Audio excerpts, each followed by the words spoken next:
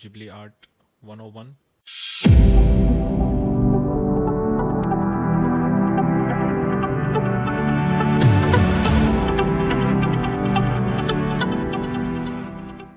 Hello and welcome to Decoded तीसरा angle. So आज हम देखेंगे what is Studio Ghibli versus AI, its fame and ethics. Studio Ghibli का नाम सुन के आपको शायद मतलब जिबली आर्ट और ये चैट जीपीटी वाला ट्रेंड याद आ गया होगा. जिबली स्टूडियो एक जापानीज एनिमेशन स्टूडियो था, मतलब है अभी भी. उसके को founder Hayao Miyazaki, who started painting pictures like a frame of every films he make. These films are all hand drawn frame by frame. And why is it famous exactly? इसमें कोई cheap CGI use नहीं होता, no fast cuts, everything hand drawn. And now let's come to the controversy. Like in 2023, tools like Midjourney, DALL-E, people started giving like prompts, make a Ghibli art of me sitting in my balcony. And AI started developing the studio Ghibli के जो भी art pieces थे, जो भी उनके films थे, उनको resemble करके बना के दे दिए इमेजेस. लेकिन did AI really ask Studio Ghibli if they can use their films और use their data? उस पर कॉपीराइट होता है, लेकिन ये तो इंसानों के लिए होता है. AI के लिए क्या होता है? जो मियाजाकी है उन्होंने नहीं बोला अब तक, लेकिन आर्टिस्ट अभी बोल रहे होंगे कि मेहनत का फल तो अभी AI लेगा. और टेक सेक्टर वाले बोल रहे कि AI सीख रहा है. ये लोग बोल रहे कि वो चोर नहीं है, वो सीख रहा है. लेकिन ये क्या सीखने का नया लिमिट है या फिर एक स्ट्रेट अप थेफ्ट है? 2016 का इंसिडेंट है between Miyazaki and some AI company. The AI company went there with their product, like the AI model that can easily make AI films and generate AI images that can be used in these Ghibli films. But Miyazaki ने उनका insult करके उनको वापस भेज दिया कि そんなに気持ち悪いものをやってんなら勝手にやってればいいだけで、僕はこれを自分たちの仕事をつなげたいとは全然思いません。極めて何か生命に対する侮辱を感じます。उनके पास अच्छा खासा ऑफर था कि AI से वो मूवीज़ बनाए. 3-4 मूवीज़ साल के मूवीज़ कुछ लंबी नहीं होती, 36 मिनट्स, 45 मिनट्स, 1 आवर. और इसके लिए सालों लगाने से ज़्यादा वो एक साल में 3-4 मूवीज़ रिलीज़ कर सकते थे. लेकिन इस बंदे ने सीधे मना कर दिया, बोला कि this is an insult to life itself. और तुम लोग ये जो बना रहे हो, इससे जो इमोशंस है, जो पेन है, प्यार है, वो अगर तुम लोग अपने आर्ट में नहीं दिखाना चाहो, this is not easy. Like एक फ्रेम बनाने में तुम अपना टाइम इन्वेस्ट करो.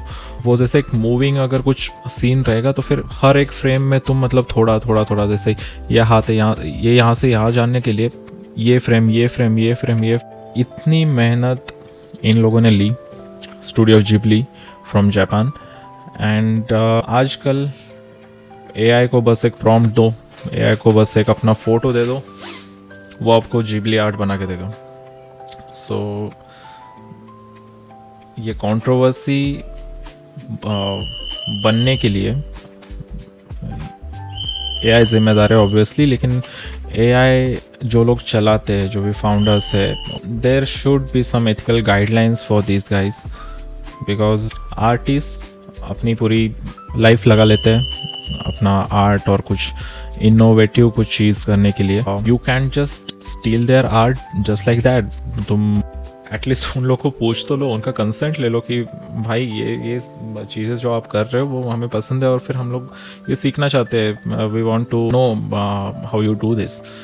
लेकिन इस केस में ऐसा नहीं हुआ था. स्टूडियो जिबली के कुछ आइकॉनिक मूवीज़ है, spirited away, my neighbours Totoro and Howl's moving castle.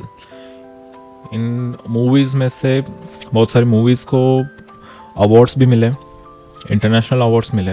बहुत लोगों ने इनकी तारीफ़ की। जो एआई अभी बना रहा है, मतलब वो काफ़ी वैग सी चीज़ है।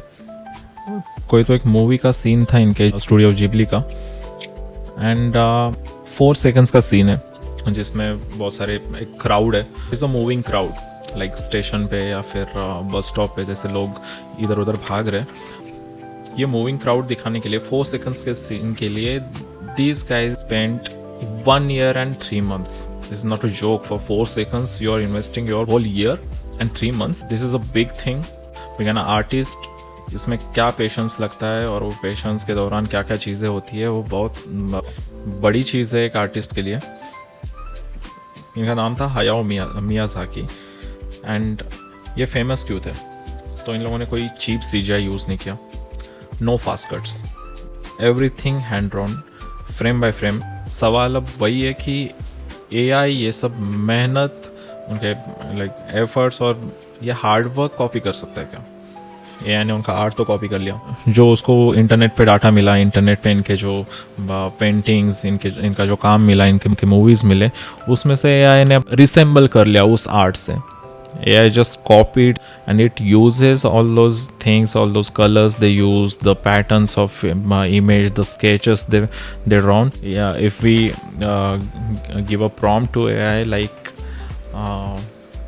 me driving a car after, just for an example, after my friend passed away, and in this scene, if in this script, the emotions of the driver, the emotions of me driving the car, and my friend has been passed away, and what we feel, it won't be there in that AI generated pictures or AI generated films. So yes, इस पे अभी आप भी अपनी राय बताओ, studio Ghibli सही है या AI का जो सीखने वाला एटीट्यूड है वो सही है? आर्टिस्ट सही है या फिर टेक्नोलॉजी सही है?